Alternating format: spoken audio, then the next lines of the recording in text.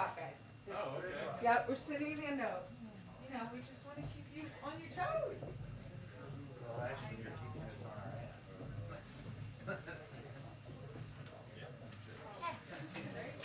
Except for looking at Stan. Great.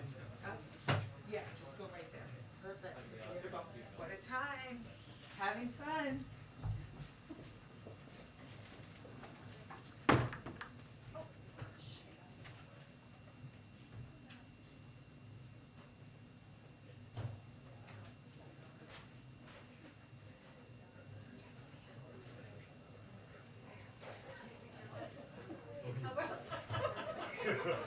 So why'd she walk you guys out here? Oh, your staffers are up. They just gave it up. No? No. That's a good answer, isn't it? What you said? No, I was just curious. I was just wondering if you start passing the plate. You're dressed for it, and it feels like church, so. So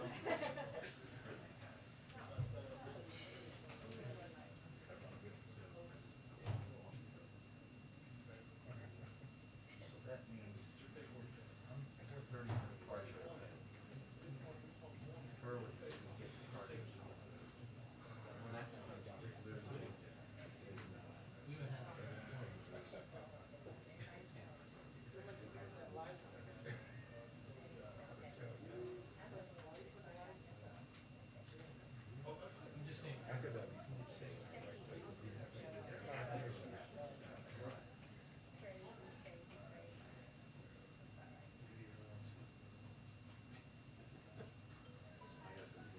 Peter, what do you think? I don't have a lot of deep thoughts, so I'm surprised you. What's that? I think he really does want to go to Rehoboth, so I'm not with that work. 4:30.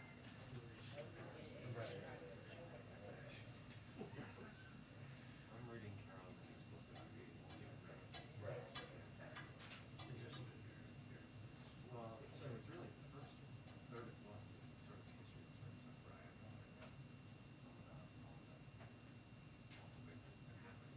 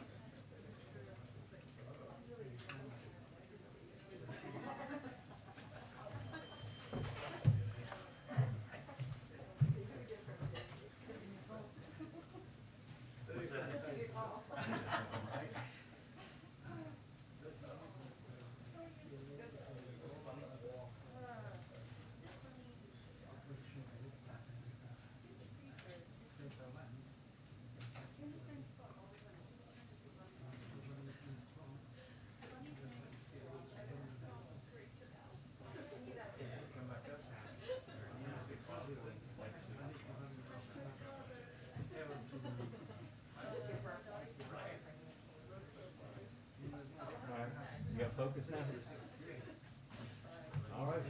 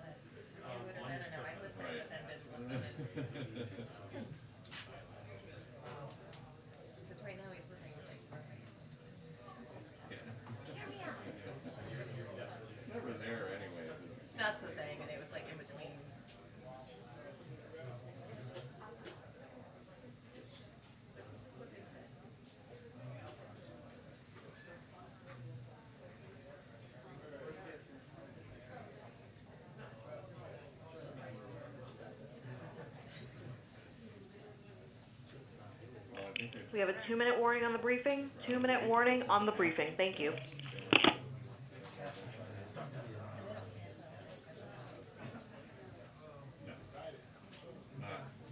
Only if they have him that's doing questions.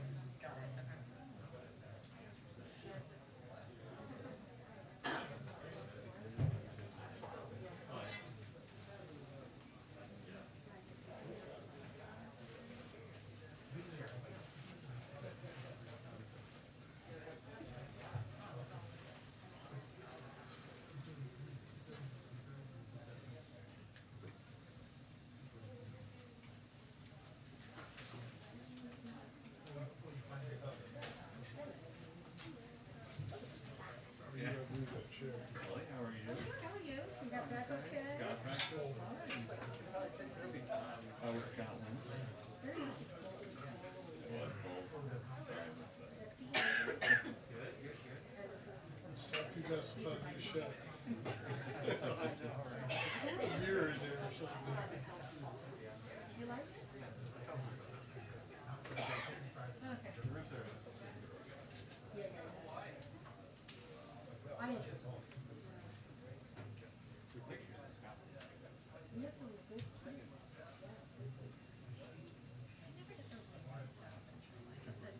Cartoon and manometry. Thank you. Thank you.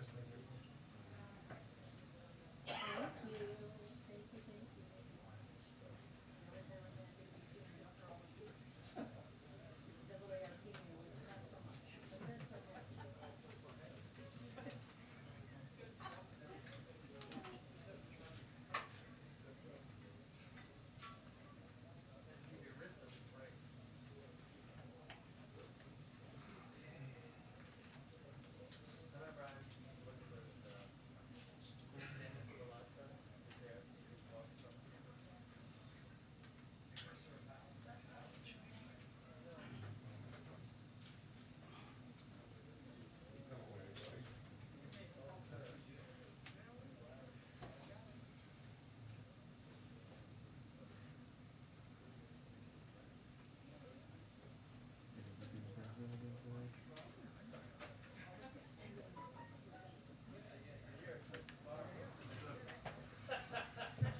Something's funny.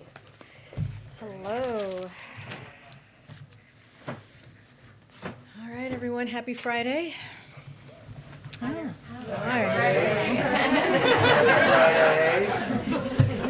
It's been a long week, guys. It's been a long week. Okay, I got a couple toppers for all. So President Biden's economic plan is working, and thanks to his rescue plan and our successful vaccine program, America continues to add jobs at a record pace. 620,000 a month on average, and over 5.6 million jobs created since he took office. Americans are getting back to work because of the success of that effort. Our economy has the resilience we need to weather the challenges posed by this virus. More Americans are going back to work, and more Americans feel safe going back to work. That's why we added 531,000 jobs in October, and the unemployment rate fell to 4.6%, the lowest level since the beginning of the pandemic, and the place that the CBO projected before the rescue plan was passed that we wouldn't reach until the fourth quarter of 2023. Unemployment has decreased this year more than any other year in U.S. history, and the number of Americans filing for unemployment each week has declined from nearly 900,000 when President Biden took office to under 270,000 this week.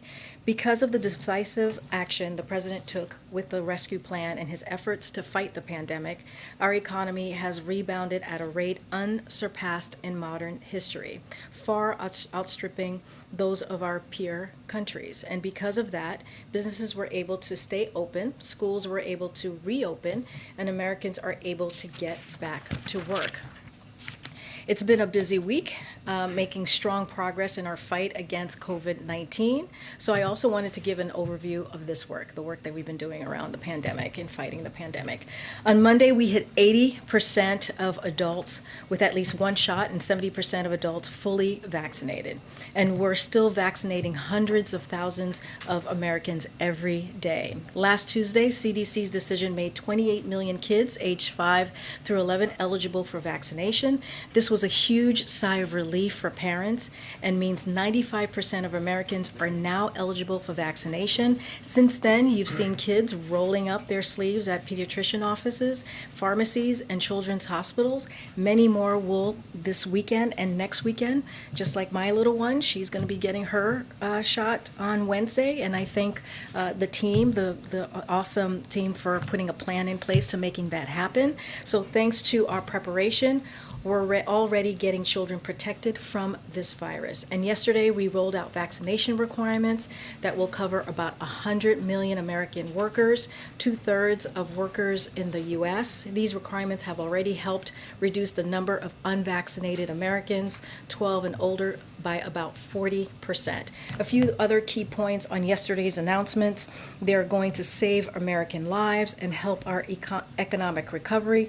To quote just one outside economist, Yale professor Larry Samuelson, economic recovery requires solving the public health problem. Vaccines are our most powerful tool in bringing the virus under control. They boost vaccination rates on average by 20 points, often to over 90%. More vaccinations means saving American lives, and it means avoiding COVID-related absences in the workplace. And we continue to see companies implement these requirements effectively and with little of the concerns that reporting cites. Today, Pfizer, with a collaboration of the NIH, showed incredible promising data for its antiviral pill that treats COVID. This is all subject to pending regulatory reviews, but our understanding is that this is an incredibly promising possible tool in our fight against the virus, with vaccinations being the most important tool. So let me be clear, the work is not over. We have tens of millions of Americans left to vaccinate, and we remain more than vigilant in this fight against the virus. But what is clear right now is that the president's plan to accelerate the path out of the pandemic is working. We are saving American lives and helping our economy continue to recover. And finally, we have a very short preview of the week ahead for next week. On Monday, the president will welcome the Milwaukee Bucks to the White House to celebrate the team winning the 2021 NBA championship. On Thursday, the president will honor America's military members and veterans at Arlington National Cemetery. He will participate in a wreath-laying ceremony at the Tomb of the Unknown Soldier and deliver remarks at the National Veteran Days observance at the Memorial Amphitheater. And with that, I will give it to you. Thanks. Can you give us an update on who the president has reached out to today in his push to get Build Back Better and BIF to the finish line? He said when we saw him this morning, that's what he was going to do in the Oval Office. Any update you can give us? Yeah, like you said, he was pretty clear this morning at the end of his comments on the economy, on the jobs numbers, that he was going to go back into the Oval Office and going to continue to close this out.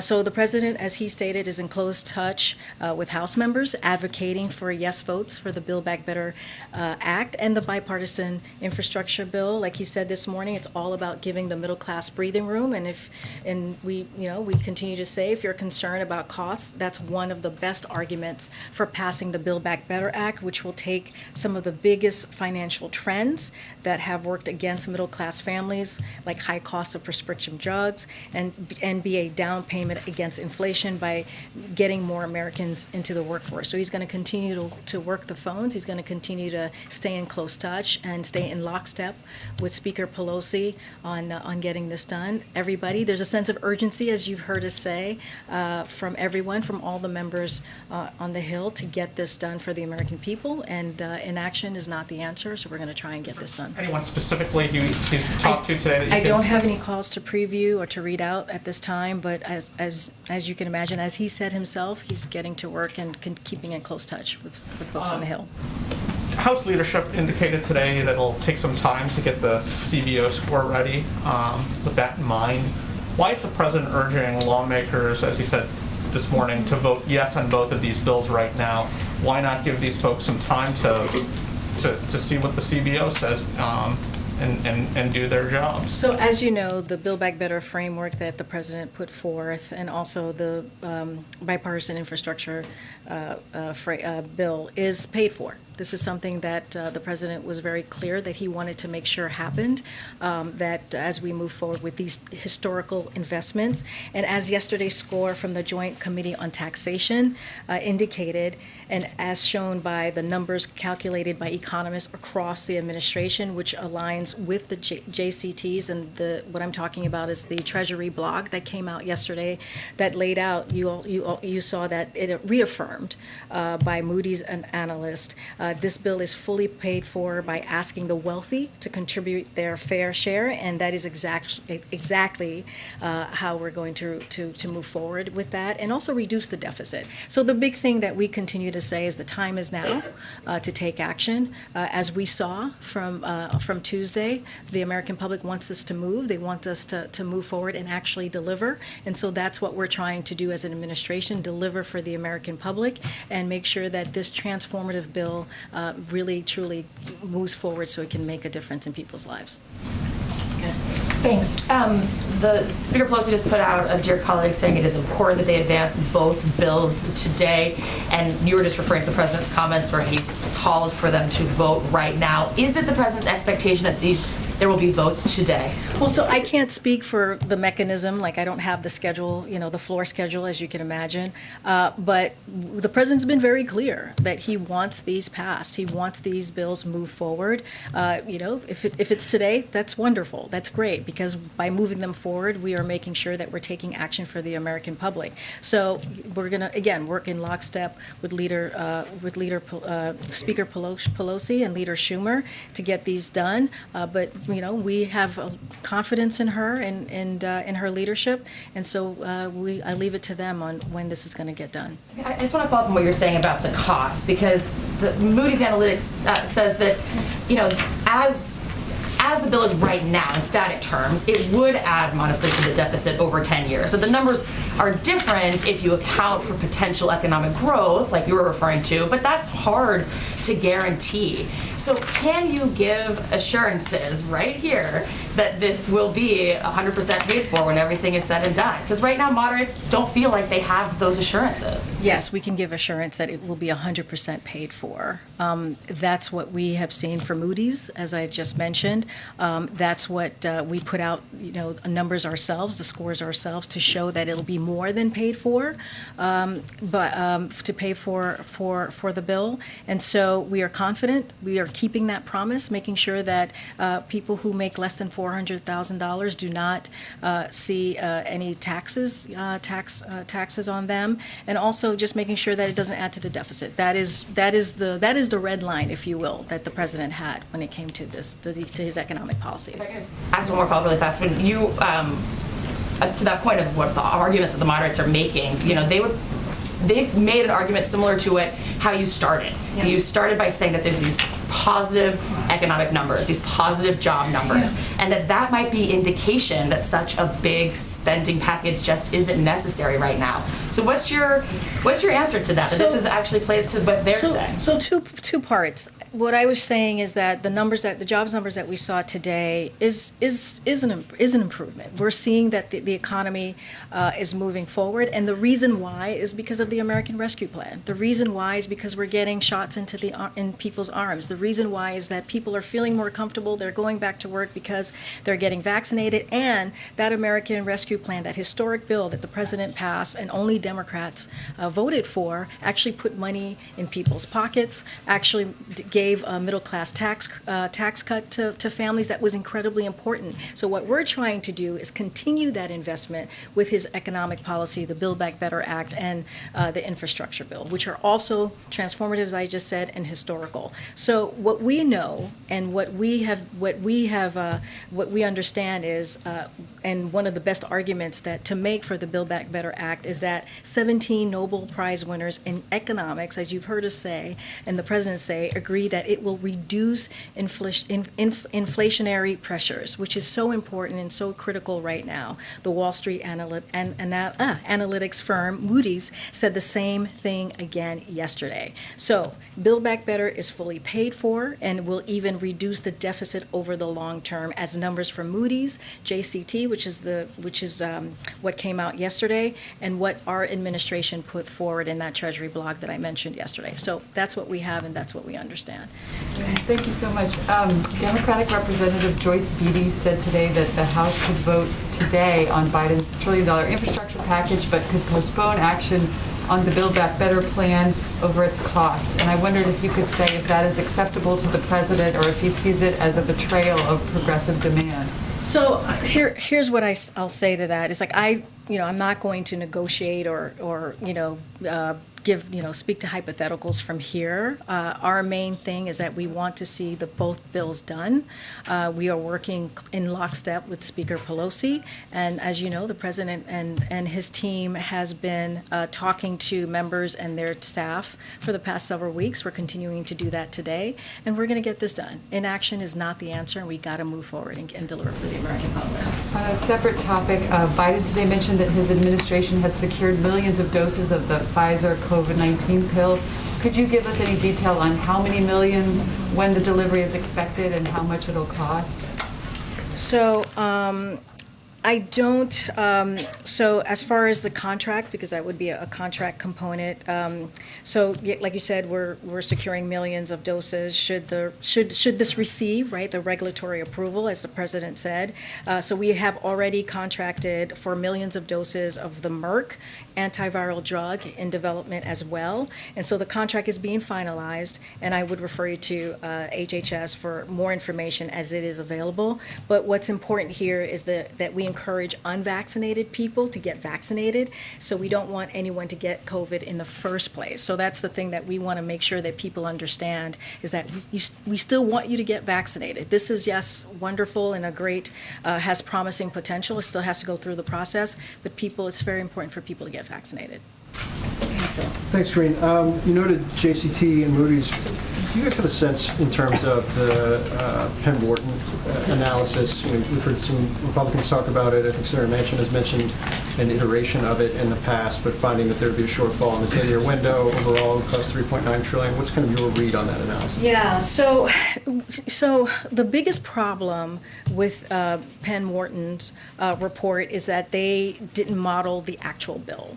And so, for one thing, they incorrectly assume just $1.56 trillion in offsets when the Build Back Better agenda is fully paid for, with over $2 trillion in offsets that the president outlined in the Build Back Better framework that he put out last week, as you all know.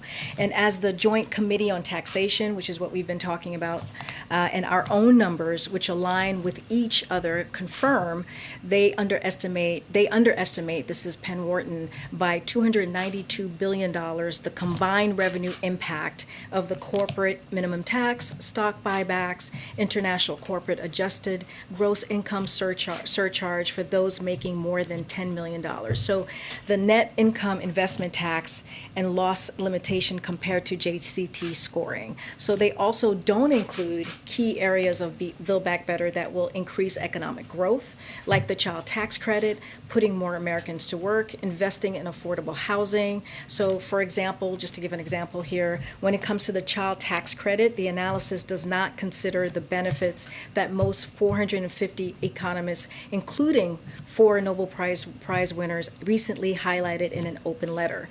They also assume that unpaid for extensions of the programs are happening, which is not a reasonable assumption at all, and rest on the changing the president's stated position. So, I'm not sure what they modeled here. here, but it isn't what the Build Back Better, Big Build Back Better Act actually is. And then I think you asked about the president, but in terms of on the staff side of things, obviously your team put together the budget analysis last night, the preliminary budget analysis last night. Is there anything else you can talk about in terms of what they've been doing today to try and mollify some of the concerns of those 5 or 6 moderates? I don't have anything specific. These conversations are continuing to happen, and so I don't want to, get ahead of that. But I can say we're working very, very closely with members and their staff to make sure that we deliver for the American public. Again, these are transformational, these are historical, these are going to change the lives of millions of Americans, and we want to get this done. In terms of the message coming out of the election on Tuesday, that there are certainly moderate members who are particularly concerned that if they don't have things like a CBO score and some reassurances about the fiscal boundaries of the Build Back Better legislation, that they themselves could be in peril when it comes to the midterm elections. What sort of conversations is the president having on that point? Does he understand that kind of concern that they're applying in how they proceed with this, now that the urgency of getting this done prior to the election that's just gone by, it seems to be, eased up a bit? Well, I can't speak to, I can't be a political pundit up here, but I can say that the president was pretty clear, I thought, after his comments after the election, and his primary thought or kind of assessment was that we needed to act. He believed that the American public, the voters, basically they felt that we haven't moved quickly enough.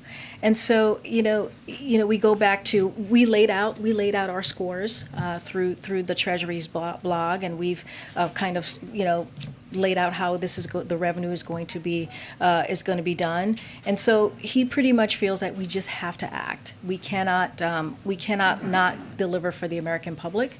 And so it's basically about getting action, and the time is now to get this done. And so that's how his assessment is. He continues to talk to members, continue to lay out, okay, look, this bill, if we get this through, it's going to help inflation, right? That's a key understanding component of it as well, is what the Build Back Better Act is going to do. And from what I understand, the plan to vote on the bipartisan infrastructure is at least scheduled for 4:30 this afternoon. Would that affect the president's plans to leave town? That obviously has already passed the Senate, therefore it would be ready for his signature as soon as it could get here. What's the impact on all of that? So I don't have anything more on his schedule. Clearly, the president wants this to be done as soon as possible. If it's today, that's wonderful. That's better for the American public. I don't have any announcement to make about his schedule for today. We want to know when he's going to depart. Thanks, Karine. So your administration is negotiating cash payments for some illegal immigrants who are separated from family members under the last administration. Why give taxpayer money to people who broke federal law to get here? You like this question, Peter. It's We an talked important about question. about this yesterday. But not to the heart of the point, which is that these people broke the law to come here, and they are going to get hundreds of thousands of dollars in taxpayer money. A couple of things. I mean, I cannot speak to this from here. This is Department of Justice. And we asked them, and they said no comment, so we have to ask you. Well, and I'm telling you that this is in litigation, and so you have to talk to the Department of Justice about this. This is not something that I can speak from here on the particulars, on the specifics. But, I said this to you yesterday, Peter. One of the things that we have to remember why we're in this place that we are today is because we had an administration that had an inhumane, immoral policy that was taking babies away from their families, from their mothers. That was the policy of the last administration. That is why we are here today, and that's you asking me this question that I actually cannot answer because you got to go to the Department of Justice to get the particulars. But just be clear, that's why this is happening today. Okay, so Mitch McConnell and Chuck Grassley have written a letter to the Attorney General. They say that any settlements to illegal aliens because they violated the law are wrong. Does the President agree with that or disagree with that? So yesterday I addressed and I clarified the President's comments on the thinking on this because you asked him a question and he answered it directly. But anything about the process, again, anything about the specifics or the particulars, I can't answer from here behind this podium, so you would have to go to Department of Justice. Then to internal White House processes, when the ACLU heard the President dismiss the idea of $450,000 payments the other day. The ACLU came out and they said he may not have been fully briefed about the actions of his very own Justice Department. So is the president being kept out of the loop about immigration policymaking? Again, Peter, the president was asked, you asked him a question, a direct question, he was answering it. I cannot say any more than that. Okay, final one then. There is a long line to get into this country legally. Is there any kind of discussion about giving people who are coming here the right way money? Why would we be giving people who are coming here the right way money? Why are you giving people who came here the wrong way? I mean, but I don't understand the question. What is, you're saying giving that we should illegal give, immigrants- we should give people just money who are coming through? I don't understand the You're question. giving people who immigrated here illegally money. Like I said, that's the Department of Justice. That's, you're gonna have to ask them that question. Okay, we'll ask again. Okay.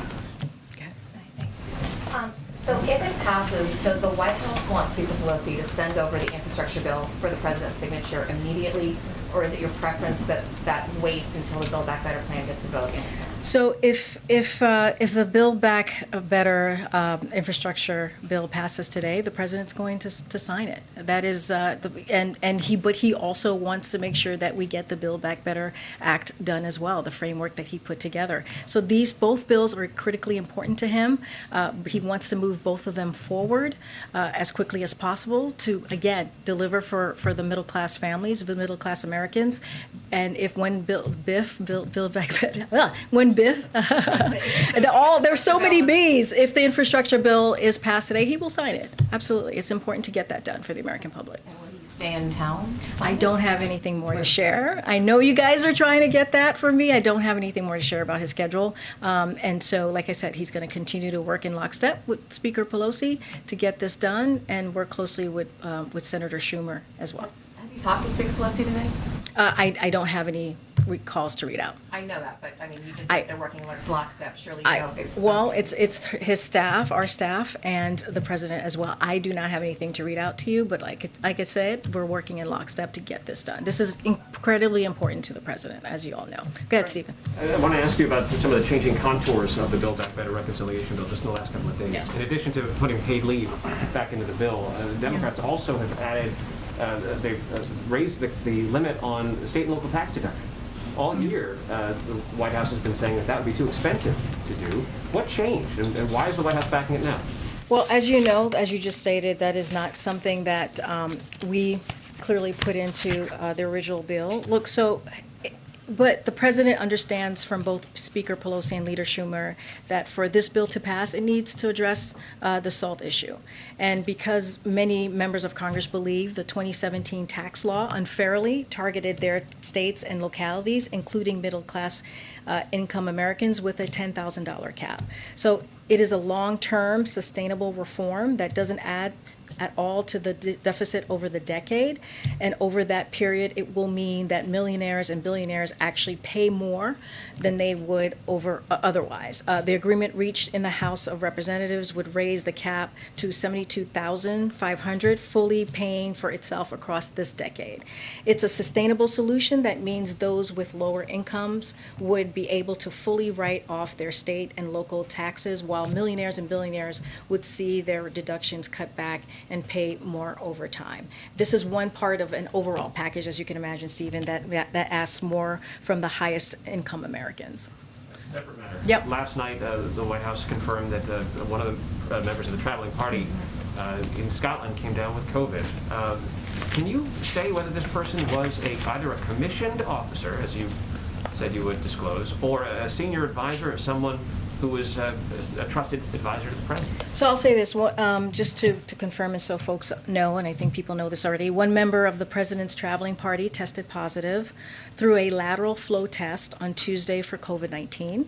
Although additional tests to date have been inconclusive, this individual did not have close contact with the president and is not exhibiting any symptoms. The person has remained in Scotland to complete the quarantine period with the support of the administration. But just back to my question, is this Yeah. person either a commissioned officer or a senior advisor? So let me just give you a little bit of what our protocol is. So, because we want to make sure that we are transparent, we provide updates on any White House official who tests positive for COVID-19 that the White House medical unit deems as having had close contact with the president, vice president, first lady, and second gentleman. So that could include the individual's name if they consent to share it. So the criteria for who is in close contact with the president is determined that by the White House medical unit and is in line with CDC guidance. So just to nail it down, is the White House no longer sticking by its pledge to name? Well, I just laid out what it is close contact. Whoever is considered by the White House medical unit to have close contact with one of the four principals or either of the principals. That is, I just read to you what our protocol is. In close contact. Exactly. Thank you. They were not in close contact. We're just being transparent here because, they did stay back. And so we just want to, and we've been asked this question, so we're making sure that we're giving the answer. Okay. Thank you. I just wanted to, I know you've been talking about the president is, both of these bills are very important to the president. He's pushing on this. I guess I just wonder at this point, what is the leverage that the president has? Say, for instance, and I know there are a lot of contours, a lot of things are changing right now, but if the infrastructure bill does pass today, and then moderates decide they do not want to do the larger spending bill on climate and child care and all of those things, what can the president do to make sure that the larger bill gets passed? Yeah, but I would say this, the president has been in contact with moderates and progressive, with the big tent party that we have, and they've been in and out of here, out of the Oval Office, out of the White House. The White House, my colleagues, his White House staff has been meeting with them regularly, and so I would say, I'm not going to really get into a hypothetical, but we've been in close contact with all of them. The reason why the president put forth the Build Back Better framework, which was about a week ago, is because what he heard from both sides and wanted to make sure he put forth something that he believed was going to get passed, that was going to get the 50 votes from the Senate. So we're just moving forward with where we are. He put together the framework. Yes, paid leave is being discussed and being put back in, which is something that is very personal to him, making sure that people can afford pharmaceutical drugs, right? Be able to not have to pay their whole entire paycheck on getting, pharmacy drugs is important as well, so that we see that's in there. So all of these things are so important to the American public, and so that is the main thing. So, and the other thing too to think about is that Democrats agree. They're all on the same page. They all understand that we have to move forward with the president's economic policies. What we're talking about is different components and what that looks like. And so now the speaker is working very closely with her members and her leadership to get this done. And so we're going to continue having those conversations and making sure that we get this voted on. Would the president be okay with holding votes on both bills until after the CBO has scored Build Back Better? Well, I already answered that, right? We put our scores out yesterday. And we've been pretty transparent on that component. The president believes that we have to take action. If anything, that he had said himself that we saw from earlier this week, voters want us, and American public, I should say, want us to take action. And so we have to deliver for the tens of millions of Americans who have been left behind, where the economy hasn't worked for them. And so that's what the president's been very clear about. He wants to get this done as soon as possible. If it's today, he's working for today. If it's today, that's wonderful, but we want to get this done. That is the president's main priority. Thank you. Well, quick follow-up on that, actually. You were saying that the president has been speaking to progressives and moderates in recent days. That's the last couple of weeks we've seen that. Just hoping you can provide some clarity on, even if we can't name which members he's been speaking to, just what his message is at this point. Is it as simple as vote yes on these today, or is it pointing to the scores that you put out last night? Just a little bit of clarity on. Well, I what mean, he's I'll saying. just share with you what he said this morning, which I think had a lot of clarity and spoke specifically on what he's thinking. Like the Build Back Better framework lowers your bills for healthcare, childcare, prescription drugs, and preschool, and families get a tax cut. That is the message. That is what we're trying to do. That is what we're trying to deliver for the American public. And also, it fights inflation, right? If we get this done, it will help deal with the inflation that we're seeing with inflation. So the president has been very clear on this. This is about the American public. This is about helping the middle class, helping them get a fair shot, as the president says. Make sure they're not left behind. And so that's the message. And here's the thing: Democrats on the Hill, they understand that. They understand that we have to move forward with an economy that works for all. What we're trying to figure out, what you have seen, is just working through the components. And right now, Speaker Pelosi and her leadership is working to getting a vote on Build Back Better and moving forward with BIF. If moving forward, if we see the agenda pass advance today or in the days to come, just what's the White House strategy going to be like to actually sell this and make it an electoral winner, right? Because for many American people, they associate these packages as these sprawling legislation that's been locked in congressional gridlock, but they may not actually see the exact benefits. It may take a while for them to see direct benefits as well. So can we see officials go out doing trips, and what will they be talking about? Absolutely. Clearly, we want to get this to a place where we get it passed, so we can talk about the next steps after that happens. But I also would say to you, Zolan, that there are components of this bill that's very popular. You know, we've seen that in the polling. There are things in this bill that the American public love and understand and need. And if you think about the American Rescue Plan, right, you think about the child tax credit, which the American public is already feeling, right? If you are a family, 9 out of 10 families with kids are going to get a middle tax cut. And that's important. And so that is something in this BBB framework, this Build Back Better framework, that we're trying to continue to extend that child tax credit, which, again, people are feeling right now. They're able to have those extra dollars so that they can, buy supplies for their kids, so that they can make sure that they go to that doctor's appointment for their kids. And it also has cut poverty amongst children by 50%. So they are seeing some of the factors that we saw from the American Rescue Plan. So now we're trying to move it forward, and with these other historical components that is in the bill, to get that across the finish line, so we can really see that transformational change for the American family. Karine, you mentioned preschool. Why are faith-based child care centers not eligible? I'm asking a legitimate question here. Why are faith-based child care centers not eligible for Build Back Better money to make renovations to their facilities? Just go ahead. Ask your question. I As have expected, I can ask a number of questions, states have Well, I'll ask filed questions. suit against the administration over this vaccine requirement for workers at large companies. I'd like to get your response to that, and also, how confident are you that this mandate can withstand these challenges?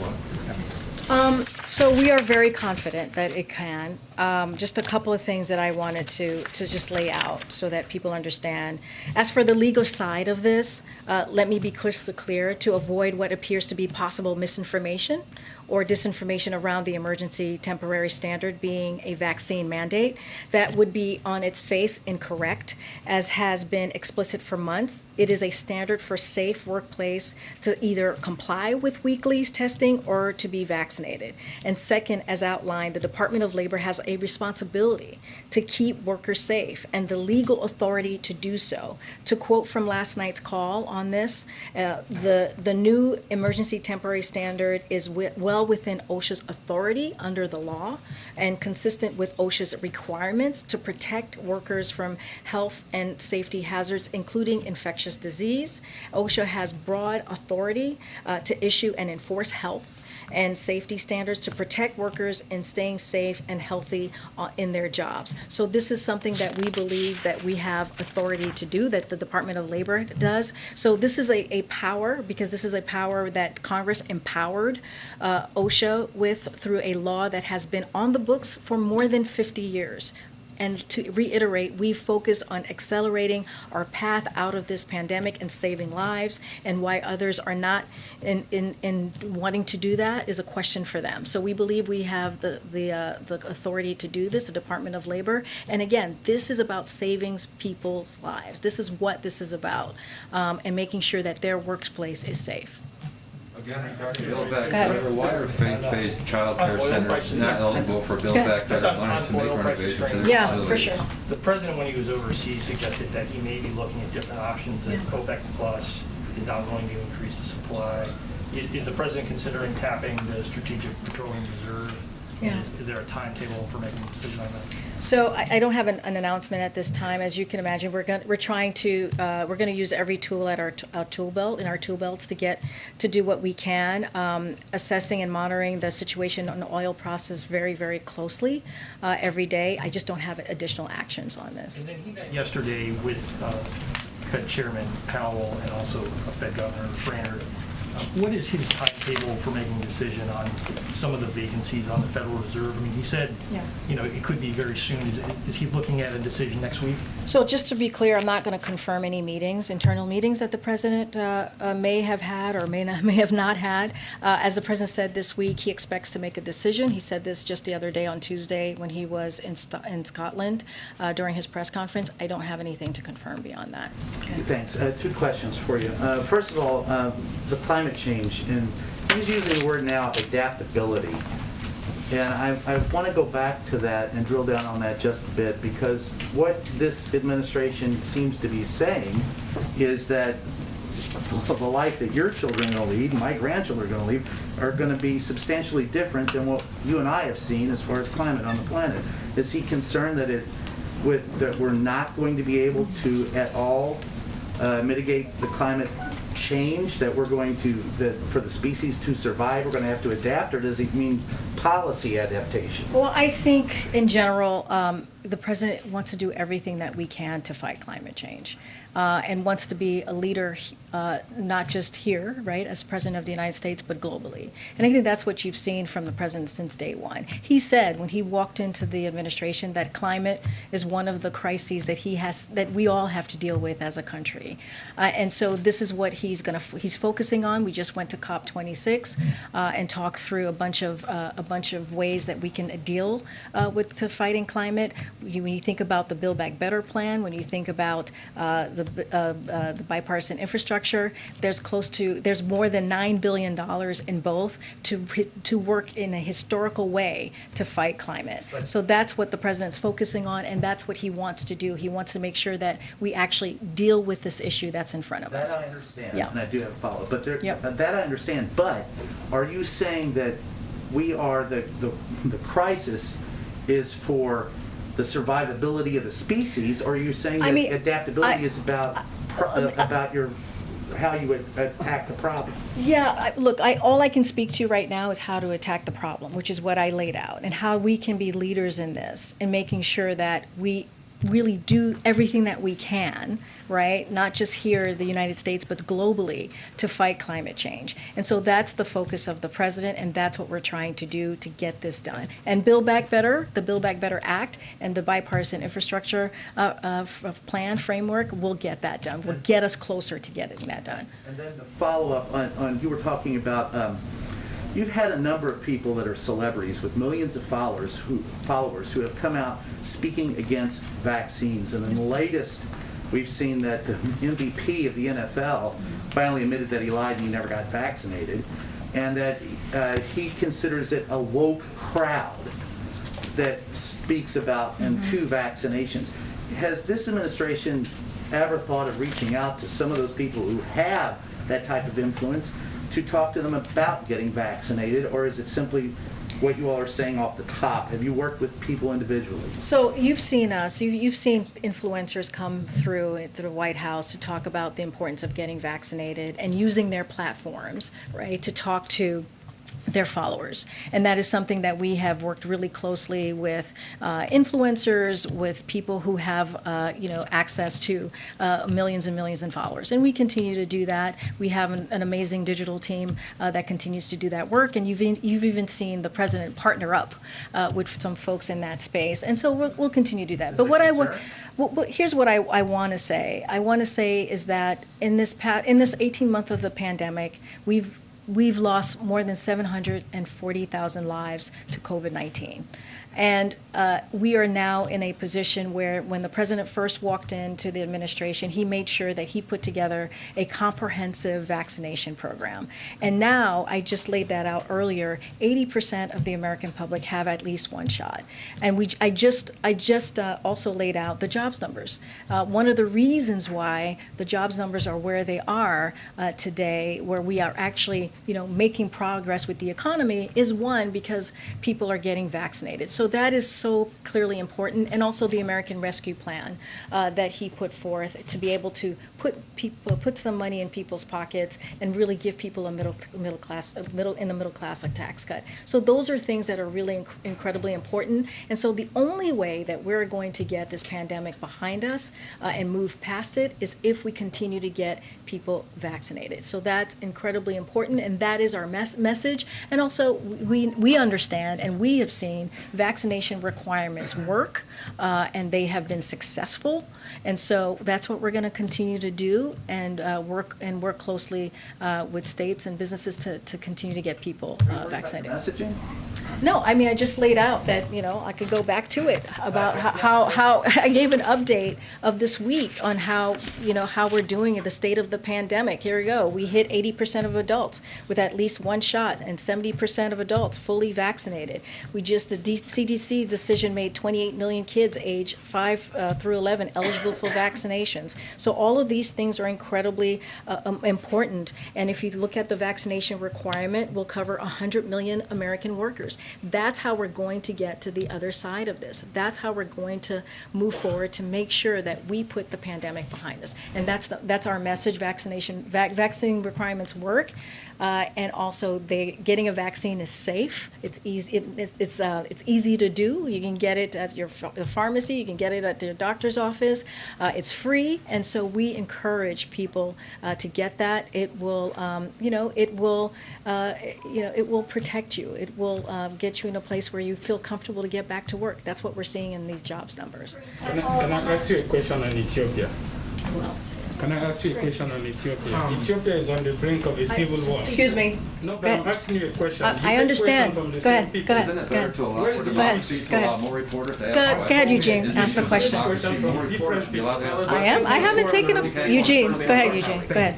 On to what you were talking about COVID, there was a lot of talk at the beginning of the administration and during the pandemic about herd immunity, for example, like what numbers we could hit before people really started to get back to normal and got through the pandemic. So I'm curious what the scientists are telling you guys about what's the percentage of, I think you said 70% of that are fully vaccinated, 80 that have at least one shot. So what's the percentage we need to get to? What's the number we need to get to of Americans vaccinated before we do get through the pandemic? Eugene, I understand your question, and I get it. I get to wanting to get a sense of the herd immunity, but that's not our focus right now. Our focus is to make sure that we do everything that we can to get people vaccinated. Our focus is to make sure, like now we have 5 to 11, young kids from 5 to 11 who can now get vaccinated, which is incredibly important, and parents, working with parents to make that happen. I think that's very important. Having these vaccine requirements, that's incredibly important. I just mentioned 100 million workers will now be able, that's what that requirement is going to touch, 100 million workers. We know that getting people vaccinated will help the economy, make people feel safer. We're seeing this right now with the jobs numbers that we just saw today, and which is incredibly important and critical. 620,000 a month on average, and over 5.6 million jobs created since he took office. And that's a lot is because of the president's leadership. It's a lot is because of the American Rescue Plan and getting those shots in arms. So 531,000 jobs in October, and the employment rate fell to 4.6%. So in order to get back or getting this economy going again, this is what we need to do. So that's our focus. That's why we've made it available in a way that it's free, so that people can get it 5 miles away from their home in majority of places across the country. And we're just going to continue to have those conversations. And back to the Yep. selling of the Build Back Better Yeah. and the BIF and whatever the the letter. I know. Build Back Better Act and bipartisan infrastructure. Yeah, I know. They're both great. Exactly. We're trying to get them moving for the American public. But when you guys think about selling it, we saw that with the child tax credit. We did a poll and just 38% of people gave President Biden credit for the CTC, and only 47% gave Democrats credit for the CTC. Yeah. So how are you guys envisioning that you're actually going to sell this in a way that people say, Democrats gave this to us, President Biden gave this? So I think you're right. Like, we have to go out there and talk about these bills, right? And the thing is, the president has done that, right? He's traveled across the country and talked about his Build Back Better agenda. He's talked about the infrastructure bill. We've seen cabinet secretaries do the same. We've heard from White House officials here. My colleagues do the same. And we're just going to have to continue to have those conversations. And I think once we get those two pieces of legislation across the finish line, and we'll get out there, do a blitz, and make sure that that messaging is out there on what we have done and how we've delivered for the American people. And so that's really important. But the focus right now is we got to make sure we get this out of Congress and continue to work with members on the Hill to make sure that we deliver again this transformational and historical two pieces of legislation, so that we can actually change and invest in people, in the Americans' lives. Can I ask you a question? Okay. Can you ask for maybe one more? Okay, one more. JJ, did I take one from you? Not yet. Okay, good. Could you explain when the policy on the revealing the White House commissioned officers who have COVID, when did that change? Because on July 20th, Jen Psaki specifically said she would reveal the names of all commissioned officers, all the senior staff who have COVID. She would err on the side of being transparent and reveal it. I mean, look, like I said, I'm just telling you what our policy is, and I'm happy to read it over to you again. Our commitment, again, is for transparency, so we provide updates on White House official who test positive for COVID-19 that the White House Medical Unit deems as having had close contact with the President, Vice President, First Lady, or Second Gentleman. That could include the individual's name if they consent to share it, so they have to consent to share that, and the criteria for who is in close contact with the President is determined by the White House Medical Unit, and it is in line with the CDC guidance. That is our policy. That's what I just read to you. I don't have anything more beyond that. When that policy changed, I just read you what our policy is, and that's what I have to share. Yeah, Follow up okay, on that. thank you, everybody. Does the president believe Where's the faith-based president child in care Ethiopia? centers should be Ethiopia is on the eligible for brink of a Build Back civil Better? war. You might want to open the floor up to more reporters.